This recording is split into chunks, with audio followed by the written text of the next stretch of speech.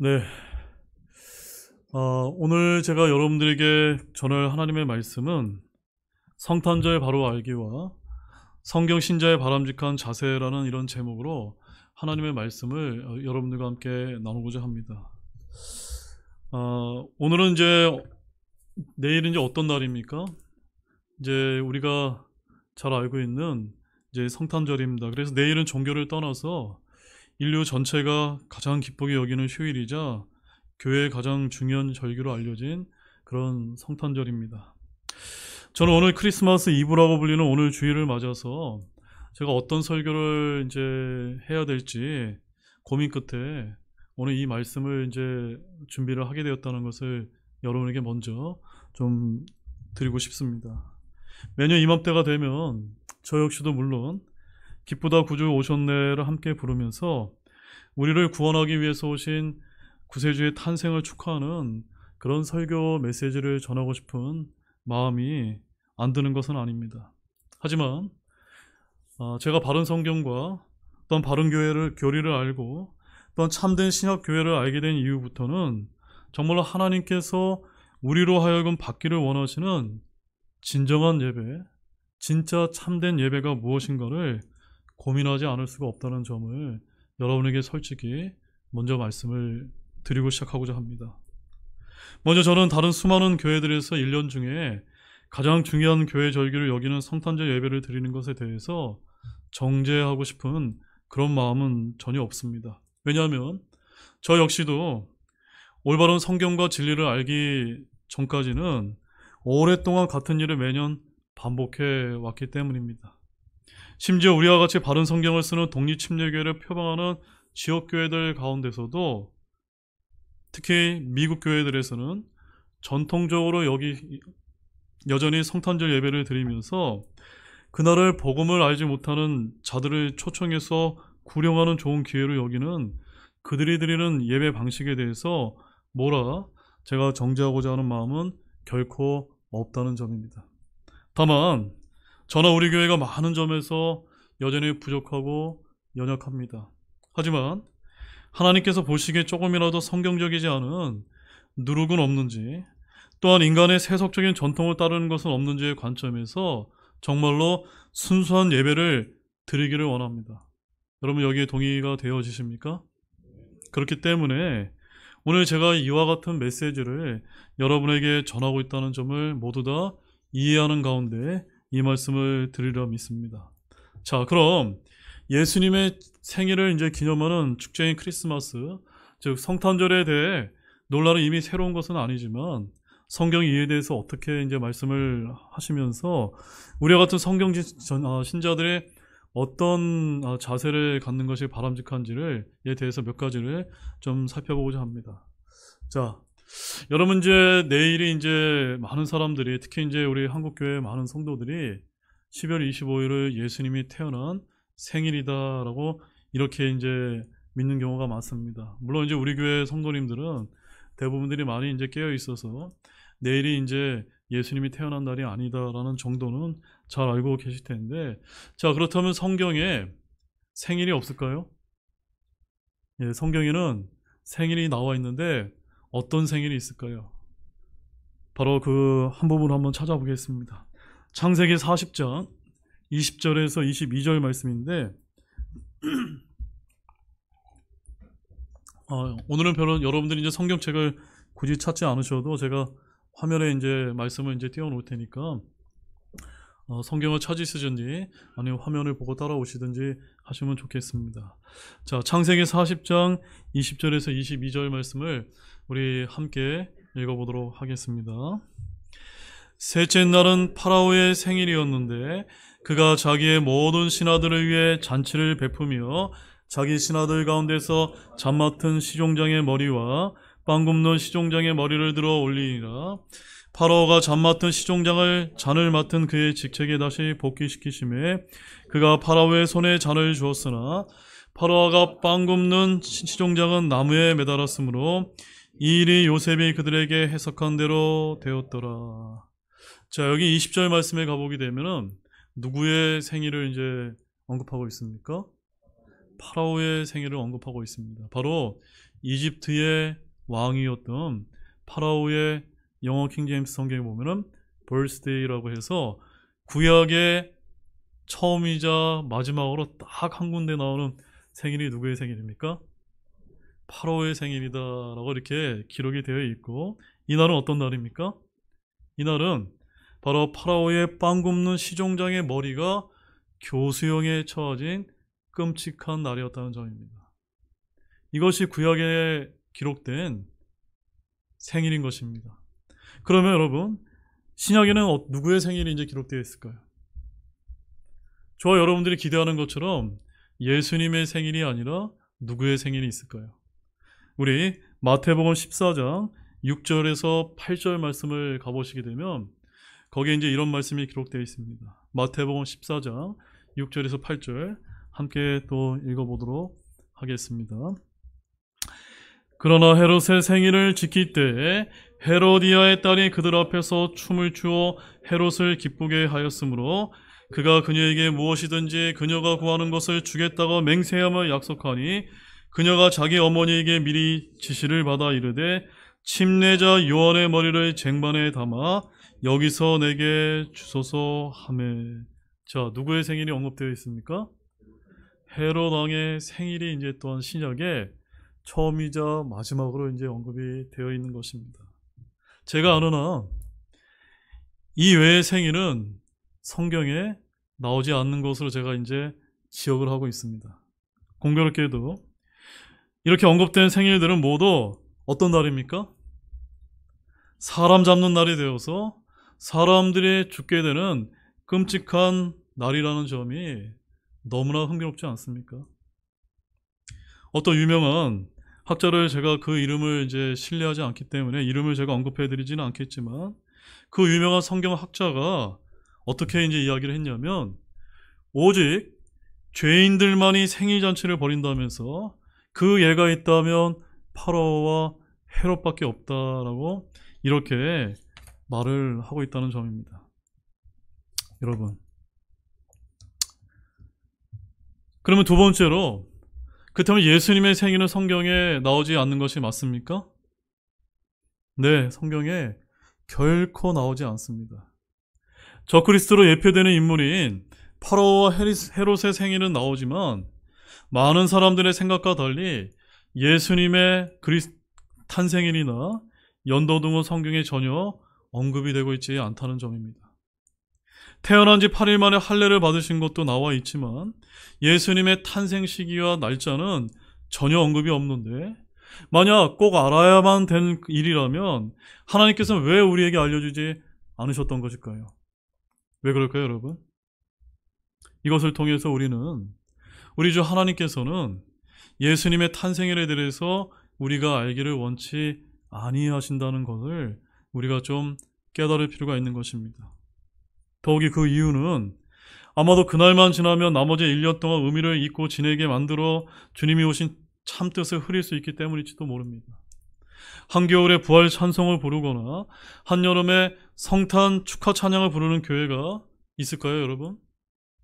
이것이 바로 종교활동으로 변해버린 신앙의 단면이기 때문인 것입니다.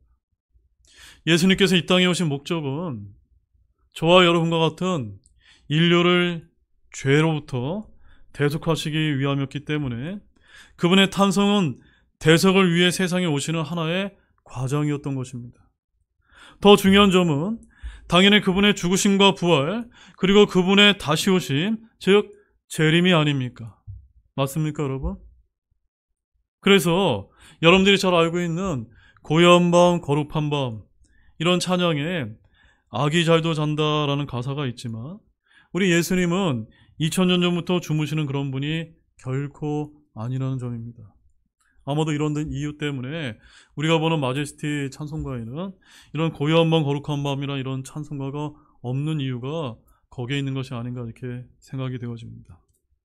바로 예수님께서는 12월 25일이나 그 무렵에 태어나실 수가 없는 이유가 하나가 있다면 바로 우리가 이제 보게 된 누가복음 2장 8절과 11절 말씀에 가보면 그 이유를 우리가 한 가지 발견할 수가 있습니다. 자, 8절 말씀 한번 읽어보실까요? 함께 읽겠습니다. 바로 그 지역에서 목자들이 들에 거하며 밤에 자기 양떼를 지키고 있었는데. 자, 이 말씀이 왜 중요하냐면요. 여러분, 저 이스라엘의 팔레스타인 지역에는 바로 4월에서 10월 달 내에만 들 밖에서, 그것도 밤에 양들을 이제 방목을 해서 키울 수가 있고, 나머지 겨울에는 양들을 밤에 밖에다 이제 내놓고 방목을 할 수가 있을까요? 없을까요? 없었다고 합니다. 왜냐하면 너무너무나 이렇게 그 춥기 때문에 양들을 갖다가 다 밖에다 방목을 하게 되면 어떻게 됩니까? 다 얼어 죽기 때문인 것입니다.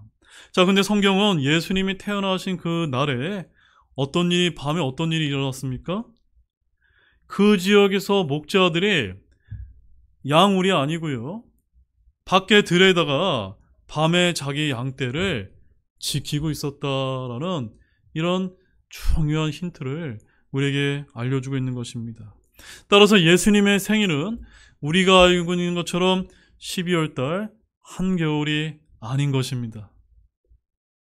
성경은 직접 말씀하고 있지 않지만 예수님은 가을에 태어나신 것으로 이렇게 우리는 유추해 볼 수가 있습니다. 11절 말씀 보십시오.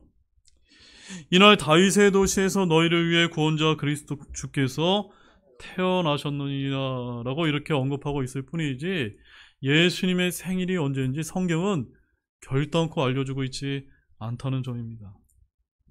만약에 누가복음 2장 8절에서 천사가 베들레헴의 목자들에게 그분의 탄생을 알려주었던 그날에 목자들이 들판에서 밤까지 양떼에게 풀을 먹이고 있었음을 알 수가 있습니다. 팔레스타인 지방의 겨울은 낮에는 뜨겁고 밤에는 상당히 추우며 비가 오는 계절로 잘 알려져 있습니다. 3월 말 이전이나 10월 말 이후에 즉 겨울에 목자들이 들판에서 양떼들을 먹이고 지키는 것은 그들의 관습이 아닐 뿐만 아니라 거의 불가능하다는 점입니다. 반면에 오늘날 예수님의 탄생일로 알려진 12월 25일은 어떤 날인 줄 아십니까? 오히려 로마 제국의 세턴 축제일이었고, 또한 북유럽의 율 태양신 축제일이었으며 이집트의 신 호로스의 생일날이었다고 합니다. 그러므로 잡신교 풍속을 기독교한 것임을 우리는 알아야만 되는 것입니다. 그래서 많은 훌륭한 그리스도인들 가운데 특히 올리버 크롬웰, 또한 찰스 스펄전 등은 크리스마스에 대해서 반대하였으며, 미국에서도 남북 전쟁까지는 크리스마스가 수시로 금지되거나 별로 행사되지 아니하였다라고 이렇게 알려지고 있는 것입니다. 그런데 크리스마스가 크게 번창하게 되는 행사가 된 것은 미국에서 남북 전쟁 이후에 상업주의의 발달로 인한 것이었다라고 이렇게 전해주고 있는 것입니다. 여러분, 영국의 유명한 그 침례교 목사 중에 하나인, 또한 설교자의 황태자로 알려진 찰스 스펄전 목사님이 오늘이 며칠입니까? 오늘이 12월 24일이죠. 1871년 12월 24일 날 아주 중요한 그 설교 말씀을 했는데, 그 설교 말씀 중에 일부를 제가 여러분에게 좀 인용해서 말씀을 좀 전하고자 합니다. 자, 스펄전 목사님이 이와 같은 설교를 하셨습니다. 잘 들어보시기 바랍니다. 제 얘기가 아닙니다. 이제 1871년 12월 24일 날 영국의 스펄전 목사님이라고 생각하시고 여러분 들으시기 바랍니다. 우리는 때와 계절에 대한 미신적인 존중을 갖고 있지 않습니다. 확실히 우리는 크리스마스라고 불리는 현재 교회 절기를 믿지 않습니다. 그래서 한 3가지 이유를 말씀하고 있는데, 첫 번째, 우리는 미사를 전혀 믿지 않으며 라틴어로 부르든 영어로 부르든 미사를 혐오하기 때문입니다. 이게 무슨 말씀이냐면요, 여러분, 크리스마스라고 하는 것은 어떤 용어의 복합어입니까? 크라이스트와 마스, 미사라고 하는 천주교식 표현이 크리스마스라고 이제 지칭되면서 오늘날 우리에게 이렇게 알려지고 있기 때문에, 지금 영국의 찰스 스펄전 목사님이 우리는 이 그리스도식 미사, 크리스마스라는 이 미사를 전혀 해서는 안 된다라고 강조하고 있는 것입니다. 둘째, 어느 날을 구주의 탄생일로 지켜야 한다는 성경적 근거가 전혀 없기 때문입니다. 결과적으로 그것을 지키는 것은 하나님의 권위에 의한 것이 아니기 때문에 미신입니다.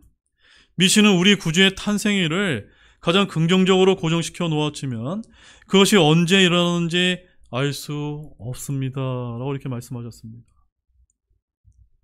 3세기 중반까지 교회에 어떤 부분도 우리 주님의 탄생을 기념하지 않았습니다. 그리고 서방교회가 모범을 보이고 얼마 지나지 않아 동방교회가 그것을 채택했습니다. 아마도 사실은 거룩한 날들이 이교 축제들에 어울리도록 마련되었다는 것입니다. 우리는 1년 중 구주께서 탄생하신 날이 아니라고 확신할 수 있는 날이 있다면 12월 25일이라고 감히 주장합니다. 그날이 아니더라도 그럼에도 불구하고 그분의 사랑하는 아들을 선물로 주신 하나님께 감사를 드립시다. 참으로 귀한 설교가 아닙니까? 오늘날 전 세계 수많은 목사님들과 특별히 한국에 있는 저와 같은 침례교 목사뿐만이 아니라 수많은 우리 개신교 목사님들까지도 서가에 가보게 되면 이 스펄전 목사님의 설교집이 다 이제 끼워져 있고 우리가 늘 이렇게 참고하는 그런 설교자의 황태자라고 불리는 목사님입니다. 이 목사님이 크리스마스에 대해서 뭐라고 이렇게 지칭했습니까? 그것은 미신이다 라고 이렇게 아주 강력한 메시지를 바로 영국에 있는 그런 성도들 향해서 전했던 것입니다. 그렇게 수많은 목사님들이 존경하는 이런 목사님이 이런 강력한 메시지를 전했는데 오늘날 한국교회에서 이런 메시지가 흘러나오지 않는다는 것이 얼마나 안타까운지 모릅니다. 자, 그러면 세 번째로, 그럼 왜 12월 25일이 예수님의 탄생일이 이제 된 것일까요? 그것은 바로 농신제의 성격을 띠는 이교도들의 겨울 축제는 바로 동지 무렵에 해당되었기 때문입니다. 로마에서는 12월 22일, 즉 낮이 가장 짧은 날인 동지에 죽은 태양신이 24일에 살아난다고 믿었고 25일은 태양의 탄생일로 이제 섬겼던 것입니다. 그래서 5세기에 이르러서는 바로 12월 25일을 그리스도의 탄생일로 영구히 지키라는 명령을 내렸던 것입니다. 그래서 대형 백과사전이나 카톨릭 백과사전에 가보게 되면은 크리스마스의 기원이 이집트라고 이렇게 기록이 되어 있다고 합니다. 크리스마스를 12월 25일에 기념하는 이유는 우리가 정확히 알 수는 없지만 초기 기독교인들이 정복당하지 않는 태양의 탄생일이라는 로마의 이교 축제와 같은 날을 기념하고자 했을 가능성이 매우 높다고 합니다. 또한 크리스마스와 관련된 전통 관습들은 바로 하나님을 믿지 않는 이교도들이 한겨울에 벌이던 농신제 및 태양 의식들과 그리스도의 탄생을 한데 합쳐서 생겨난 그런 것들이라는 것을 우리는 바르게 이제 깨달아 알아야 되는 것입니다. 자, 그러면 네 번째, 저와 여러분들이 크리스마스가 되게 되면 장식을 하는 이 크리스마스 트리는 우리가 어떻게 이제 봐야만 되는 것일까요? 성탄절 중에 떠오르는 것 중에 하나가 크리스마스 트리인데 요즘은 전나무 등 상록수를 그저 장식용으로 쓰지만 성경에는 푸른 나무가 우상 숭배와 관련된 이야기가 무려 10군데 정도 나온다는 점입니다. 자, 이는 모두 태양신 니므롯과 연관이 되어 있는데 마치 장식용 트리를 염두에 두고 주신 말씀처럼 예레미야는 이렇게 하나님의 말씀을 대언하고 있습니다. 자, 우리 예레미야서 10장 3절에서 5절 말씀을 우리 한 목소리로 함께 읽어보도록 하겠습니다. 예레미야서 10장 3절에서 5절 말씀을 잘 한번 같이 읽어보도록 하겠습니다. 함께 읽겠습니다. 그 백성들의 관습은 헛되니 사람이 숲에서 나무를 베고 장인의 손이 도끼로 그것을 만들며 그들이 은과 금으로 그것을 꾸미고 목과 망치로 고정하여 그것이 움직이지 못하게 하는도다. 그것들은 종려나무같이 똑바로 서 있으나 말을 못하여 걸어 다닐 수 없으므로 사람들이 반드시 메고 다녀야 하니라. 그러므로 악을 행할 수 없고 또한 그것들 안에는 선을 행함이 없으니 그것들을 두려워하지 말라. 여러분 아시겠습니까? 지금 이제 우리가 성탄절이라고 해서 예수님이 태어나신 날을 절기로 우리가 이제 드리는 이런 크리스마스 때 이 크리스마스 트리는 바로 그들의 관습이 원래 초기 기독교인들의 관습이 아니라는 점입니다. 그것은 바로 헛된 것이고 우상 숭배와 관련된 것들이라는 사실을 우리는 알 필요가 있는 것입니다. 여러분, 원래 크리스마스는 어떤 용어의 합성어냐면 크라이스트와 마스라고 하는 것의 합성어로서 우리말로 번역을 하게 되면 그리스도 미사라고 이렇게 우리가 이제 부를 수가 있습니다. 바로 미사에 대해서는 천주교식의 예배로만 간단히 우리가 생각할 수 있지만 그들의 미사에는 성경적이지 못한 요소들이 굉장히 많다는 점입니다. 예를 들어서 천주교를 가보시게 되면은 죽은 자를 위한 기도를 한다든가, 또한 빵과 포도주가 미사를 통해 단지 외형만 남고 실제적으로 그리스도인 사회가 피로 바뀐다는 화채설 등을 우리가 천주교에서 많이 행하는 것으로 봤을 때 이것은 적절치 못한 교리입니다. 따라서 공식과 비공식 모두 우리는 크리스마스라고 하는 천주교식 용어보다는 성탄절이라는 말을 쓰는 것이 훨씬 더 낫다라는 점을 여러분에게 강조를 드리겠습니다.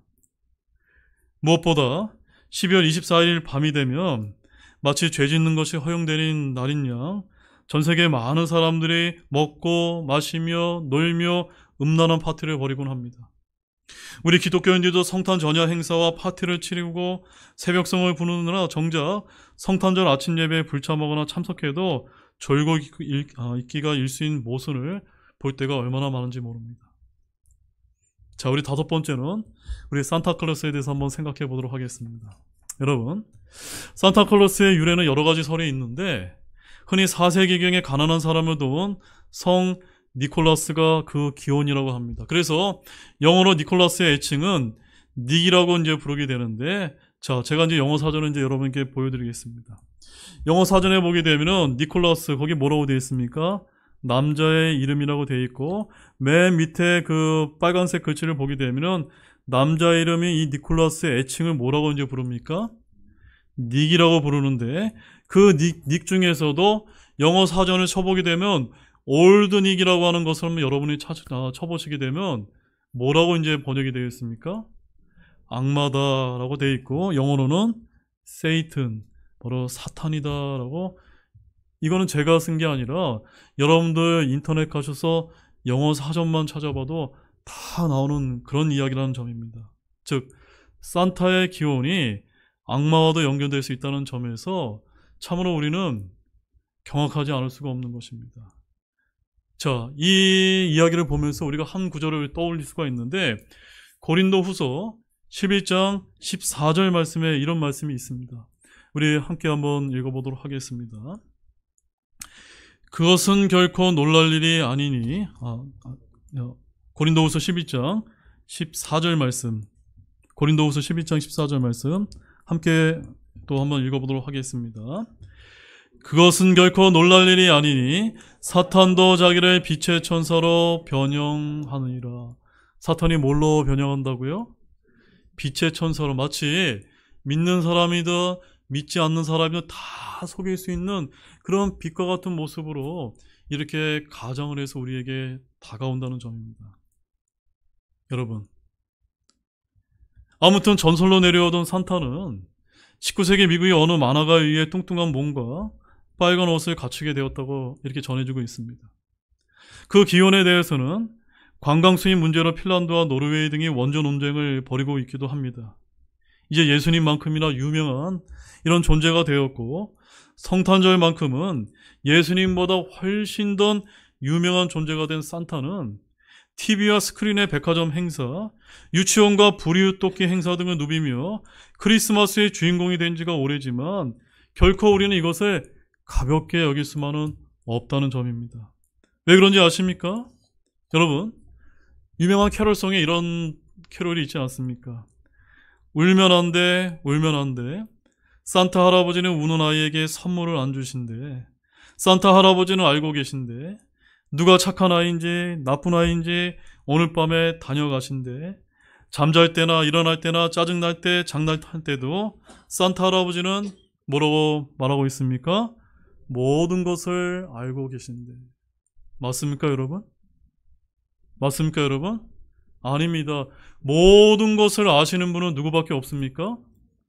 우리 하나님밖에 없는데 이런 산타가 등장을 해서 우리 어린 아이들의 영혼에게 바로 이 산타라는 존재가 마치 하나님과 같은 존재로 각인되어 있다면, 이것을 우리가 방치해 놓는다면, 이것은 우리 기독교인들이 가만히 우리가 지켜만 봐서는 안 된다는 점을, 이런 경각심을 우리가 가져야만 되는 것입니다.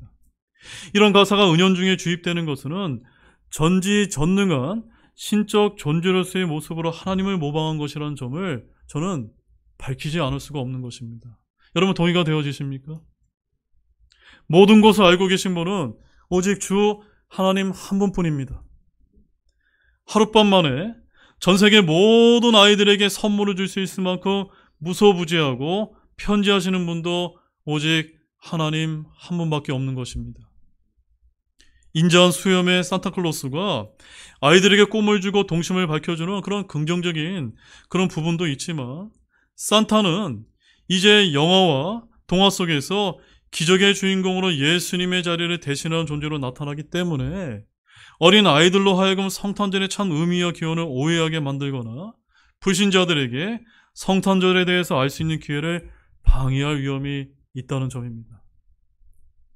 그런 전능한 존재로, 또한 선한 존재로 위장한 사탄과 마찬가지로 의의 천사요, 빛의 사도로 등장하는 인물이라는 점입니다. 그래서 미국의 유명한 복음주의 목사님 중에 한 분인 알레이시 목사는 뭐라고 얘기하는지 아십니까? 여기 영어로 뭐라고 쓰여 있습니까? 산타가 단어의 그 T자를 갖다가 앞으로 한 군데만 옮기게 되면 어떻게 표현이 됩니까? 산타가 되는 철자가 매우 비슷한 것에 주의하라고 이렇게 알려주고 있는 것입니다. 흥미롭지 않습니까, 여러분? 그래서 저는 꼭 산타가 꼭 사탄이다, 이런 것을 이야기하려고 하는 것이 아니라, 이러한 것들을 우리가 기독교인으로서 바르게 깨닫고 정확하게 우리가 분별해서 믿어야 된다는 점을 강조를 드리는 것입니다. 자, 그러면 하나님께서는 이러한 우리가 알든 모르든 우리가 범하게 되는 이런 이교도 관습과 혼합된 성탄절 예배를 어떻게 여러분 여기시게 될 거라고 생각되십니까? 성탄절은 하나님 아버지와 예수 그리스도의 탄생을 예배하고 기념하는 날이라고 하는데, 우리가 하나님을 어떻게 예배해야 하는지 성경을 찾아 읽어보는 것이 좋지 않을까요? 맞습니까, 여러분? 대답은 아주 간단하고 명확합니다. 하나님께서는 이교도의 관습을 사용해서 그분을 예배하는 것에 대해 구체적인 지시를 내린다는 점입니다. 신명기 12장 30절에서 32절에서 주님께서 어떻게 말씀하시는지 주목하시기를 바랍니다. 자, 신명기 12장 30절에서 32절 말씀 우리 큰 목소리로 함께 읽어보겠습니다. 너는 스스로 조심하여 그들이 내 앞에서 멸망한 뒤에 그들을 따라감으로 올무에 걸리지 말고, 또 그들의 신들을 따르며 물어 이르기를 이 민족들은 자기 신들을 어떻게 섬겼는가, 나도 그와 같이 하리라 하지 말라. 너는 주 내 하나님께 그와 같이 하지 말지니 이는 그들이 주께서 미워하시는 일 곧 그분께 가증한 모든 것을 자기 신들에게 행하되 심지어 자기 아들 딸들을 불에 태워 자기 신들에게 드렸기 때문이니라. 내가 너에게 명령하는 것은 무엇이든지 그것을 지켜 행하고 너는 거기에 더하거나 그것에서 빼지 말지니라. 자, 이 말씀을 요약해서 우리식으로 다시 한번 제가 설명을 드린다면, 너희는 너희 주 하나님께 이같이 예배드리지 말라. 내가 너희에게 명령하는 모든 것을 지켜 행하고 그것에 더하거나 빼지 말라라고 경고하고 계신 것입니다. 일부 사람들이 이것이 더는 적용되지 않는 구약의 명령이라고 생각하지 않도록 사도 바울은 고린도후서 6장에서 동일한 요점을 제시하면서 비성경적인 종교 관습과 관행이 우리 하나님의 자녀 백성들이 예배의 어떤 자리에도 차지하지 못하도록 경고하고 있다는 점 여러분 알고 계십니까? 고린도후서 6장 14절에서 18절 말씀도 우리 함께 한번 또 큰 목소리로 한번 읽어보도록 하겠습니다. 너희는 믿지 않는 자들과 공평하지 않게 멍에를 같이 매지 말라. 의가 불의와 무슨 사귐을 갖겠느냐? 빛이 어둠과 무슨 친교를 나누겠느냐? 그리스도가 벨리알과 무슨 일치를 보겠느냐? 혹은 믿는 자가 믿지 않는 자와 무슨 몫을 나누겠느냐? 하나님의 성전이 우상들과 무슨 합의를 보겠느냐? 너희는 살아계신 하나님의 성전이니라. 하나님께서 이르시되 내가 그들 가운데 거하고 그들 안에 거하며 나는 그들의 하나님이 되고 그들은 내 백성이 되리라. 이어지는 고린도후서 7장 1절 말씀도 함께 또 추가로 한번 읽어보도록 하겠습니다. 고린도후서 7장 1절입니다. 그러므로 극진히 사랑하는 자들아, 우리가 이 약속들을 가지고 있으니 하나님을 두려워하는 가운데 거룩함을 완전히 이루어 육과 영의 모든 더러움에서 우리 자신을 깨끗하게 하자. 아멘이시죠, 여러분? 사도 바울은 이교도 관습을 기독교적인 거라고 다시 명명하거나 교회 회원들이 오래된 이교도 관습을 계속하도록 허용하는 대신에 이러한 모든 형태의 예배를 그분이 명령하시는 대로 참된 거룩함으로 하나님을 예배하라고 확실하게 말했던 것입니다. 마찬가지로 예수님께서도 요한복음 4장 24절에서 자신의 참된 신자들에게 영과 진리로 경배하라고 이렇게 말씀하고 있지 않습니까? 그러므로 저와 여러분은 어떻게 해야 되겠습니까? 바로 이교도 관습과 상징주의를 재활용하면 될까요? 안 될까요? 안 된다는 점입니다. 자, 그러면 성경은 성탄절이 아니라 무엇을 이제 지키라고 말씀을 하고 있을까요? 여러분 고린도전서 11장 23절에서 26절 말씀 한번 찾아보시기 바랍니다. 이것을 함께 한번 성경을 한번 찾아서 한번 읽겠습니다. 고린도전서 11장 23절에서 26절 말씀입니다. 자, 먼저 23절과 24절 말씀 먼저 한 목소리로 읽어보도록 하겠습니다. 내가 또한 너희에게 전해준 것은 내가 주께 받은 것이니 곧 주 예수님께서 배반당하시 바로 그 밤에 빵을 집어 감사를 드리신 뒤에 그것을 떼시며 이르시되 받아서 먹으라. 이것은 너희를 위해 찢긴 내 몸이니 나를 기억하여 이것을 행하라 하시고. 무엇을 기억하라고요? 저와 여러분을 구원하시기 위해서 갈보리 십자가에서 자신의 몸을 찢으신 그 예수님의 죽으심을 기억하라고 하셨던 것이지 예수님의 생일을 기억하라고 한 적은 결단코 없다는 점입니다. 또한 25절에서 26절 말씀 같이 읽어보겠습니다. 저녁 식사 뒤에 또한 그와 같은 방식으로 잔을 집으시고 이르시되 이 잔은 내 피로 세우는 새 상속 원년이 너희가 그것을 마실 때마다 나를 기억하여 이것을 행하라 하셨느니라. 이는 너희가 이 빵을 먹고 이 잔을 마실 때마다 주의 죽으심을 그분께서 오실 때까지 보이기 때문이라. 우리 주님께서는 주의 만찬을 제정하시면서 12월 25일이 되면 성탄절 예배를 교회 절기로서 축하 예배를 드리라고 한 적은 결코 없고 무엇을 기념하라고 하셨습니까? 주의 만찬을 드리면서 너희를 위해서 흘린 내 몸과 피를 기억하고 기념하라고 말씀하시면서 언제까지 그것을 행하라고 말씀하셨습니까? 주님께서 저와 여러분을 위해서 공중에 강림하실 때까지, 우리가 휴거받는 그날까지 그 주의 만찬을 행하며 주님의 죽으심을 기억하라고 말씀하셨지 주님의 태어나심을 기념하라고 한 적은 없다는 점을 우리는 바르게 알아야 되는 것입니다. 그러면 이제 결론의 말씀을 드리겠습니다. 여러분, 이제 여러분은 성탄절에 대해서 성경이 뭐라고 이제 말하고 있는지 올바른 지식을 다 가지게 되셨습니까? 그렇다면 우리는 그리스도인들은 성탄절에 대해서 어떤 자세를 취하는 것이 맞을까요? 바로 예수님께서는 저와 여러분에게서 단순함을 찾으신다는 점입니다. 그 단순함이란 바로 인간이 세운 전통과 관습을 수동적으로 지키는 것이 아니라 주님께서 말씀으로 명령하신 규례 외에는 모든 것을 과감히 던지고 바로 초기의 모습으로 환원하는 그러한 결단을 저와 여러분에게 원하신다는 점입니다. 따라서 이런 성탄절의 유래와 의미를 잘 모르고 당연한 절기로 지켜온 성탄절과 주님을 알기 전에 지켜온 크리스마스 문화에서 우리는 자유하기를 진실로 소망합니다.